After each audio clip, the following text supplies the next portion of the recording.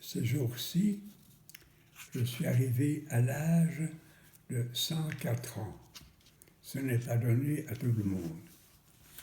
Et je dois dire, sincèrement, qu'au total, ça a été une vie heureuse. Ce qui ne veut pas dire qu'il n'y a pas eu des moments difficiles, même presque catastrophiques.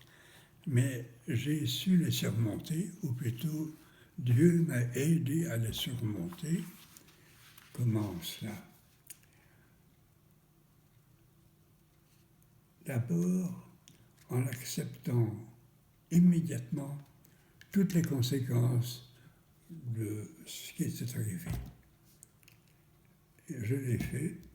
Alors il a fallu comme recommencer toute ma vie, mais j'avais déjà peut-être 40 ou 50 ans.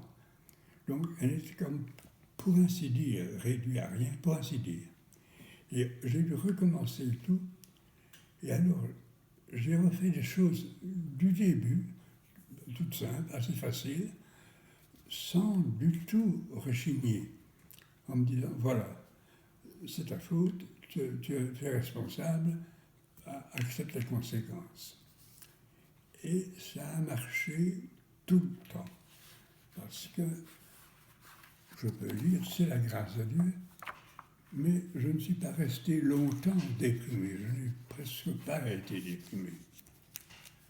Le choc, quand on a quelque chose de très pénible, c'est évidemment quelque chose qu'on ressent. C'est inévitable qu'on lève pas le pied. Mais accepter totalement les conséquences et reprendre toute sa vie à zéro, pour ainsi dire, ça a été profitable. Mais ça, ce sont des accidents qui, pour moi, ont été rares. Une ou deux fois, comme ça. Mais au total, j'ai donc été 41 ans membre de la Compagnie de Jésus, de jésuites, surtout enseignant, mais aussi missionnaire.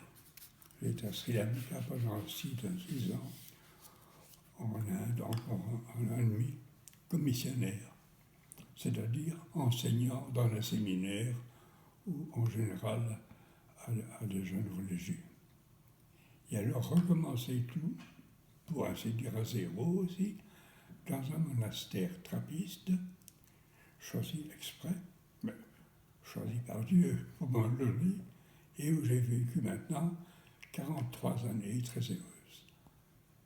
Là, c'est une vie très différente, mais qu'il faut prendre telle qu'elle est, et qui a la beauté de la liturgie, la séparation du monde, une certaine magie des environs, on est emporté vers le Seigneur. J'accepte, je rends grâce à Dieu tous les jours, d'abord d'être en vie, et puis d'être en bonne santé. Voilà. Dieu soit loué.